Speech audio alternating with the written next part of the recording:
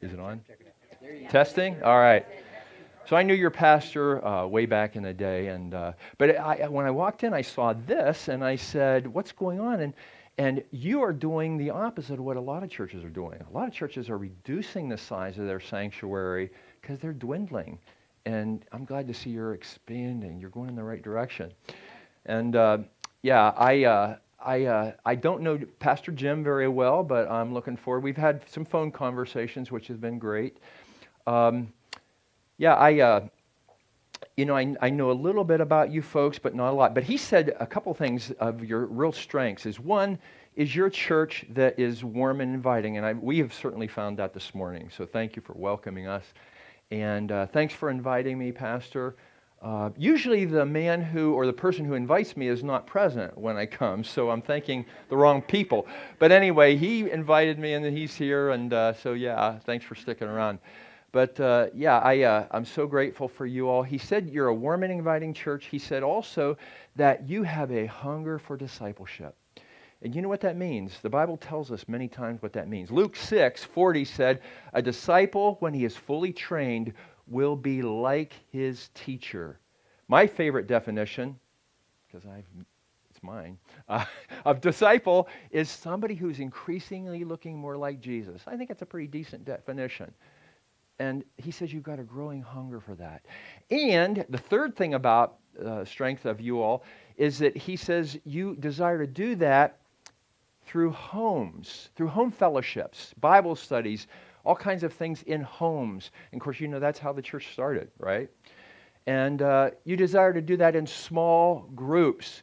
And here's the thing. Next to the blood of Jesus and the Word of God and the empowerment of the Holy Spirit, I believe, based on everything I've seen, heard, experienced, read, that the small group, now next, after all those other things I mentioned, is the salvation of the church in America today. I really believe that. And you know what the really cool thing is? A church of any size can have an effective small group ministry. A church of any size can have an effective small group ministry. It's a way to disciple people. It's a way to evangelize. It's a way to assimilate people from the street, from the world to the church, and every place in between that. It's one of the greatest tools God has. It goes way back to the early church. It goes way back to the Old Testament. The synagogue was only like 10 families, okay? Yeah, and it's just a great tool. And so I thank God for you in that respect and in these other respects too. We want to look this morning at 2 Kings chapter 4, talking about strengths, talking about what we have going for it. You've heard that phrase, hustle what you have, right? So hustle what you have, all right? And these ladies, two ladies, and we live in an age, as you probably know, if you've seen any movie titles or been to any movies or watched television, of the empowered woman. I mean, look at the movies that are coming out. Wonder Woman, Pocahontas, Moana, on and on and on. The newest Pink Panther, the newest Black Panther movie. And yeah, they're all about the empowered woman. Well, here we'll see two empowered women this morning. In 2 Kings chapter 4, if you're looking for it in the Old Testament, you got to go through the first 5 books, the Pentateuch, and then those historical books, Joshua, Judges, Ruth. Then you come to 1st and 2nd Samuel, 1st and 2nd Kings. So that's how you find it. Okay, chapter 4, 2 Kings. I'm reading from the New International. The wife of a man from the company of the prophets cried out to Elisha, "Your servant, my husband, is dead, and you know that he revered the Lord. But now his creditor is coming to take my 2 boys as his slaves." Elisha replied to her, "How can I help you? Tell me, what do you have in your house?" Those are the 2 questions I kind of want to build the message around this morning, okay? The first one, how can I help you? In the New Testament, in the Gospels, we see Jesus asking over 300 questions. Now, some of them are repeated. He asks them, whose inscription are on this coin? By what authority do you do this? Who do you say I am? Over 300 times he asks a question, and guess what? He only answers directly. That's the key word. He only directly answers 3 questions asked to him. I think Jesus knows it's better to listen than to talk. James talks about that too, right? Well, and here's the thing I want to tell you about that is, you know what his most frequently asked questions you can't answer? His most frequently asked question, anybody got an idea? Of all those questions, 300. What do you want me to do for you? Really, that's it. And you ponder that for a lot of reasons. What does that tell us about the character of God, which Jesus so perfectly reveals? The nature of God. Why did he ask that question? And here's the one I want to ask you pointedly this morning. How would you answer it? He's here. He's asking that question. What do you want me to do for you? How would you? I have a ready answer on my lips every time I ask somebody else that question. It has to do with salvation of family members. What's your answer to that question this morning? And if you don't have an answer, why not? Why not? You know, these ladies asked of Elisha, which is a representative of God. In fact, Elisha is like an Old Testament foreshadowing of Jesus. He's a miracle worker. He's a lot like Jesus, and you'll see that as we unfold this passage this morning. You know that he revered the Lord, but now his creditor is coming to take the 2 boys as his slaves. Elisha replied to her, "How can I help you?" And here's the question. My message title is this morning is simple. If you can't remember anything else about this message, remember this phrase, what you got. Look what he asked her there. What do you have in your house? God is always coming to us and saying, what do you have? Not what did you used to have. Not what has age or illness taken away from you. Not what you wished you had. Not what do you want to have. But what do you have right now? What do you have? God's always asking us, what do you got? Give it. Give it. Because if you give me what you have, the talents or the resources that I've blessed you with, together we can do amazing things. What do you have in your house? Your servant has nothing there at all. Now, you'll see this throughout the Bible. People often, when God puts that question to it, they go negative. Oh, shoot, I'm nothing, you know. Saul hid in the baggage. Jeremiah said, I am only a youth. Moses said, I can't talk, you know. On and on. Gideon said, I'm in the littlest tribe of Israel. And God says, you know what? Eventually you'll raise an army of 32,000, and that's too many. I'll show you what I can do with 300 men empowered by me. What do you have? What do you have? We go negative, you know, and, oh, I can't do much. I don't have much. The Bible tells us everybody that is a temple of the Holy Spirit has at least one gift, most of us more than one, to use to bless other people with his power and in his name. What do you have? Oh, your servant has nothing there at all except a little oil. Remember when Jesus said, what do you have to the disciples when they he said, the people are hungry, give them something to eat. Well, there's no resources here. The resources are too small, the crowd's too big, it's too late, it's too remote a place. They had listed 4 negative things. Boom, boom, boom, boom, boom. We can't do it. Jesus said, you give them something to eat. Because with me, you're going to be able to feed this crowd of 4,000 and 5,000. Your servant has nothing here except a little oil. He says, go around and ask all your neighbors for empty jars. Don't ask for just a few. Ask big.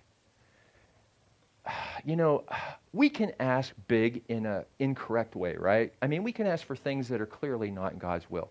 You know, we can ask for, second house down on the river. We can ask for, $1 million to come to us through some inheritance. maybe that's not God's way. We can ask big in incorrect ways, but we can ask big in correct ways too. That we believe with all our hearts are in his will. And the Bible teaches us ask, seek, knock. Ask big. Just in the book of Ezekiel, 65 times, it shows various people asking, and they add this on to the end of their prayer. So the world will know you are God. So the world will know you are God. Do something big so the world is shocked and alerted to the fact you are God. 65 times just in that one book. We're to ask big. Ask big. And he tells her to ask big. Go, don't ask for just a few. Then go inside and shut the door behind you and your sons. Now, you're going to see in 4 places in this chapter, it tells us to shut the door. It tells the person to shut the door. Now, why 4 times in this one chapter? I believe, I can't prove this, that it's because God is always doing something behind the scenes that we can't see. And we should say, Lord, I can't see everything that you're doing, but I believe that you're working, and I want to see it through eyes of faith instead of these physical eyes. Do you ever pray for your spiritual eyes? I know some of us are getting to that age we've had to pray for our physical eyes due to all kinds of things like glaucoma and cataracts, and I know none of you had to worry about that, right? But how often do you pray for your spiritual eyes, that you'll be able to see what he's doing behind the scenes, in the invisible realm? And the other reason I think he says shut the door is God doesn't want us comparing what he's doing for us with what he's doing for other people. And I'll maybe catch that a little bit later. That whole comparison thing is a death trap. Social media invites unhealthy comparisons. That's why kids that are on social media have so much depression, because they're always comparing themselves to others and coming up short in their minds. Shut the door, okay? And your sons, and pour a little oil into all the jars. As each is filled, put it to the side. She left him, and afterwards shut the door, there's a second time, behind her and her sons, and they brought the jars to her, and she kept pouring. When all their jars were full, she said to her son, bring me another one. But he replied, there's not a jar left. Then the oil stopped flowing. And she went and told the man of God, and he said, go and sell the oil and pay your debts, and you and your sons can live on what is left, meaning what's left over. See, we have a God who always is blessing us in ways that there's leftovers. Remember the Syrophoenician woman that came and prayed for her little daughter, and Jesus said, no, I got to preach first to the house of Israel. And she said, well, even the little dogs under the table have plenty of crumbs left over from what the children of Israel have. That's another way of saying God is a God of exceeding abundant beyond all we ask or imagine. That was my life verse until about 20 years ago, and the Lord changed it. Ephesians 3:20, now unto him who is able to do exceedingly abundant beyond all we ask or imagine. You think that's a verse that encourages us to pray big? Exceeding abundant beyond. You have stuff left over. Remember the story of the feeding of the 5,000 I referred to a couple times? Every one of them, every rendering of that, it says they picked up 12 baskets full of leftovers. You know what? I love leftovers. My wife is a great cook, and so I look forward to leftovers whenever we have them. We make 2 or 3 meals a week of leftovers. My mother served leftovers what seemed to be every single night. And finally, I think when I was a teenager, and I said, Mom, we have leftovers every night. Where was the original meal? Was I not here? Yeah, leftovers. We served a God where there's plenty of leftovers. Read in the Old Testament, Moses finally in Exodus 35, he said, stop bringing offerings into the temple. We have plenty. You've given it because God has blessed you exceeding abundant beyond. The God of leftovers. Usually we think of leftovers in a demeaning way. I don't. I love them. And they certainly don't mean that here in this passage. she went and told the man of God. And then, okay, so let's go on to woman number 2. One day, Elisha went to Shunem and to stay, or to a well-to-do woman who was there who urged him, she's different economically than the first lady, to stay for a meal. Okay, so the first one didn't have much, but she asked big. But he says, what do you have? Oh, just a couple jars. And look what happened. Now, this lady, she's not really offering a lot here, even though she's a well-to-do, but look what she's doing. She's giving what she had, right? This was a needed thing for Elisha because it was a halfway point between where he lived and where he ministered most often, okay? Let's ask him to stay for a meal. Whenever he came by, he stopped there to eat. So what she have? She has some food. She said to her husband, I know this man who often comes our way is a holy man of God. Let's make a small room on the roof. Look at that. Small room on the roof. Not prime real estate. But she gave what she had. And put a bed and a table and a chair and a lamp. Simple stuff. But she gave what she had. What do you have? What you got, give it. What you got, give it. She gave what she had. One day when Elisha came, he went up to his room, lay down, and he said to the servant Gehazi, call the Shunammite. And he called her and she stood before him. Elisha said to him, tell her you've gone to all this trouble. And she really hadn't, but Now what can be done for you? See that question again? That's the same question Jesus asked. That's the same question he asked to the first woman. What do you want me to do for you? Can we speak on your behalf to the king or the commander of the army? If Elisha was here this morning, if Jesus was here this morning and said, what do you want me to do for you? How would you answer? She replied, I have a home and among my own people. She was content. That's a good thing. She was satisfied. That's a good thing. What can be done for her? He asks it again. Elisha asked. Gehazi said, well, she has no son, and her husband is old. Elisha said, call her. So he called her. She stood in the doorway. About this time next year, Elisha said, you'll hold a son in your arms. No, my Lord, no, don't mislead your servant. She's past that age where she can have a child. But the woman, she said, don't mislead your servant. But the woman became pregnant, and the next year, about the same time, she gave birth to a son, just as Elijah had told her. The child grew. One day he went out to his father, who was with the reapers. My head, he said. His father told his servant, carry him to his mother. After the servant had lifted him up, carried him to his mother, the boy sat on her lap till noon, then he died. She went up and laid him on the bed of the man of God, then shut the door. Hey, there it is again. She called her husband and said, please send me one of the servants and donkey so I can go to the man of God quickly and return. Why go to him today? It's not the new moon, the Sabbath. It's all right, she said. She saddled the donkey, said to her servant, lead on. Don't slow down for me unless I tell you. Because she wanted to get to the man of God. So she set out and came to the man of God at Mount Carmel. When he saw her in the distance, the man of God said to his servant Gehazi, look, there's the Shunammite. Run to meet her and ask her, are you all right? Is your husband all right? Is your child all right? Everything is all right, she said. Now, the reason she answered incorrectly is because she just wanted to get to the man of God. It's like we should be when we just need to get to Jesus. Remember, Elisha is an Old Testament type of Jesus. She just wants to get to Elisha/Jesus. When she reached the man of God at the mountain, she took hold of his feet. Now, you talk about an Old Testament portrayal of Jesus. What do you see women so frequently doing with Jesus? At his feet, right? Mary's the woman, the sinful woman from the street in Luke 7, to anoint his feet, to wash them with her hair.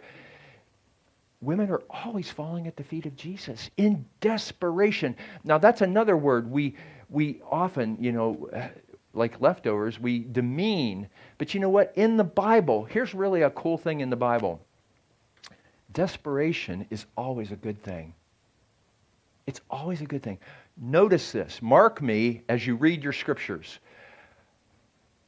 God steps up big for desperate people. God shows up big for desperate people. Can I say that again? God shows up big for desperate people. People are always falling. Men fell at his feet. The Gadarene demoniac.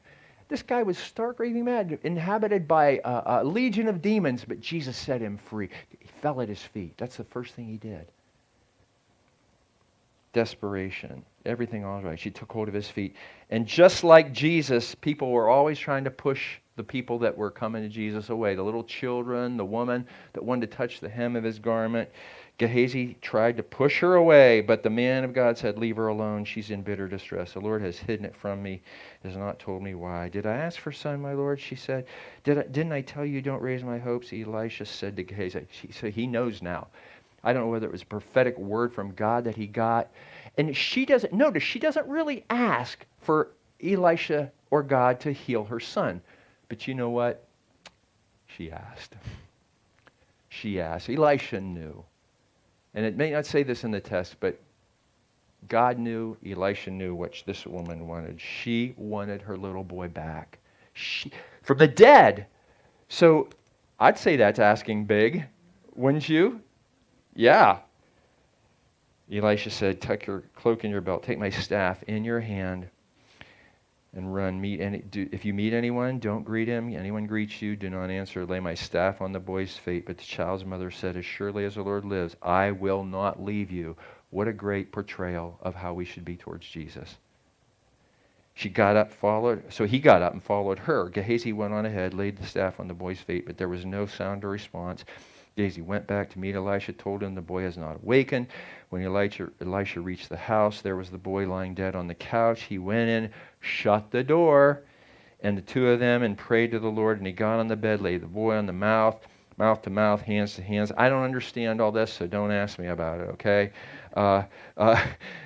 The boy's body grew warm. Elisha turned away and walked back and forth in the room, got on the bed, stretched out upon him once more. The boy sneezed 7 times and opened his eyes. Now, I do know, though, that one of the things you see here, note this. This is a progressive healing. Can you say progressive healing? Most of the miracles in the Bible, many of them, I shouldn't say most, many of them are progressive. And yet, why do we only label as miraculous instantaneous healings? What a misunderstanding of the character and nature of God, who mostly heals us progressively. Let's give God glory and give him glory for the miracle of modern medicine. Oh, the doctors healed you. No. Who do you think gave man the wisdom to create medicines and surgeries and gave the skills for those hands to cut just in the right place? I had a surgeon in our church challenge me once. He says, how come we don't pray more for the miracle of modern medicine? Wow, conviction big time, you know? So, and again, most of the good doctors acknowledge that they're nothing without the great physician's touch. Elisha summoned Gehazi and said, call the Shunammite. And he did. When she came, he said, take your son. She came and look, again, she fell at his feet. Desperation. And now, praise. Did we hear that at the beginning of the service? Yeah. What if today's blessings were based on yesterday's praise?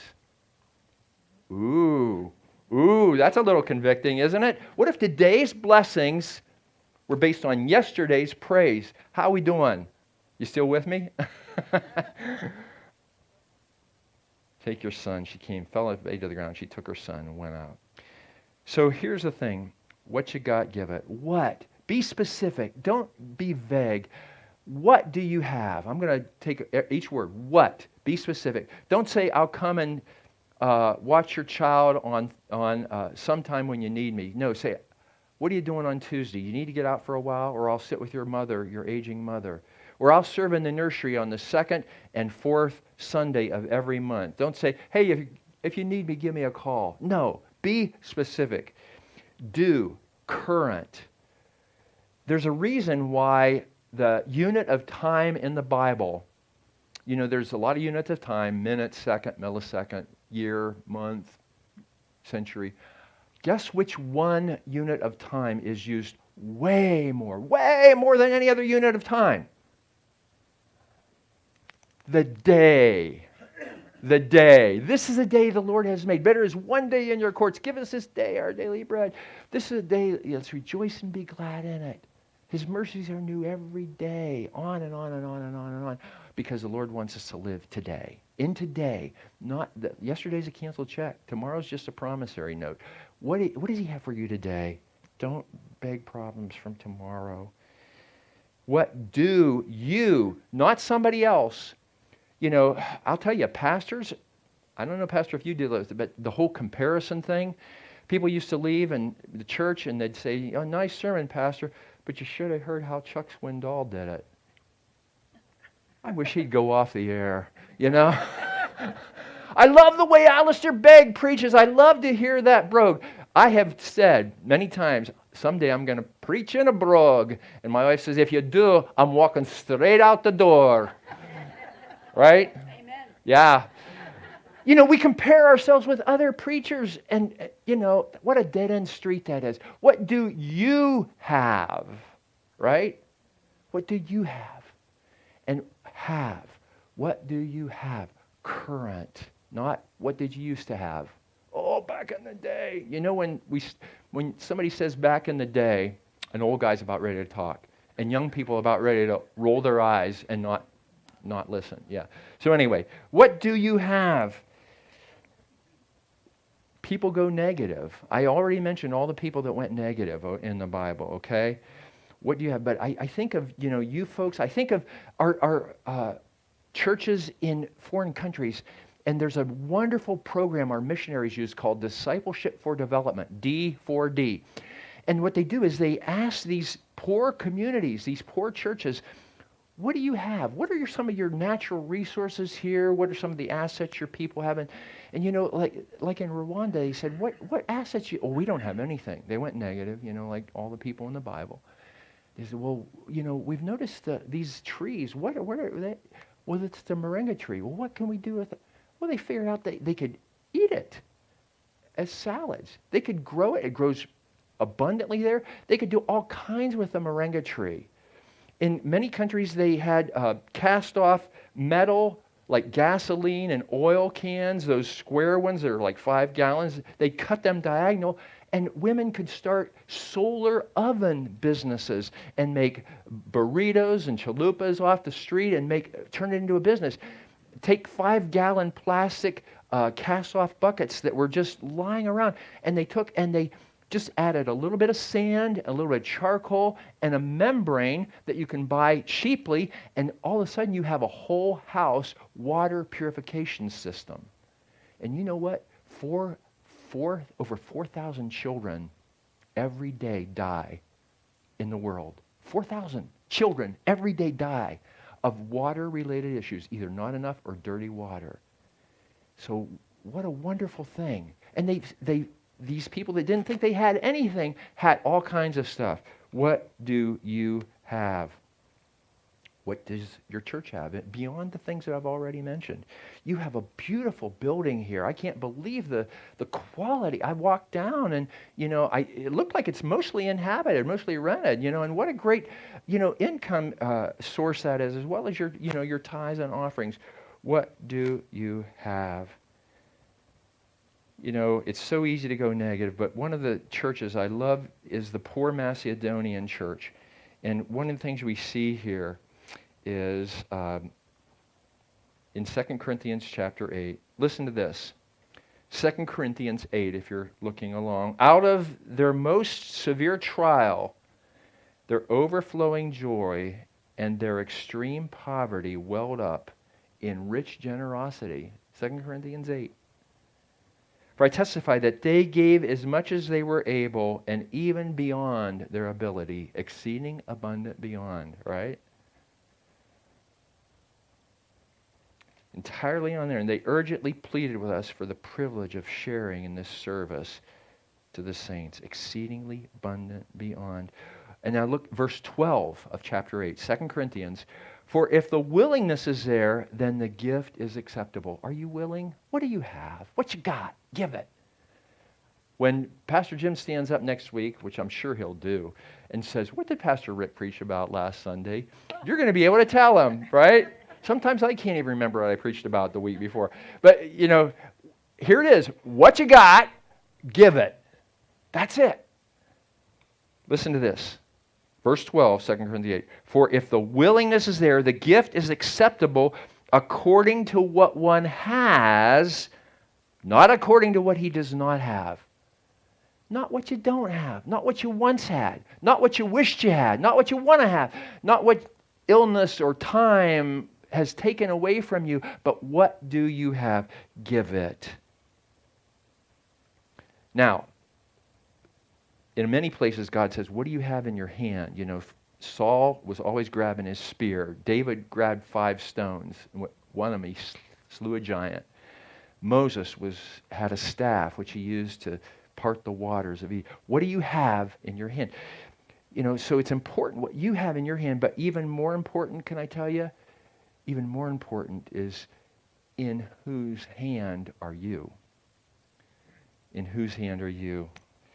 It was my bad, totally, but I sent a picture that I hoped could be projected, but I didn't get it here in time. But a lot of you have seen that picture. Remember seeing that picture of Jesus cuddling the lamb? You've probably seen it on a lot of walls. Yeah. Did you ever see that picture? Isn't that a great picture? Whose hand is that little lamb in? Is that you? Is that a picture of you this morning? If I held up a mirror, would you see that picture there? In whose hand are you? Let me read verse 5, okay? And they did not do as we expected, but they gave themselves first to the Lord. See, it's not so much, it is so much what we have in our hand, but more importantly is in whose hand are we firmly grasped? Listen to what D.L. Moody said. I love what that great evangelist said. The world has yet to see what God can do through one man totally dedicated to Him. And by God's grace, I will be that man. Could that be your prayer this morning? And by God's grace, I will be that man that's totally dedicated to Him. What you got, give it. Psalm 37, I'm going to close with this verse.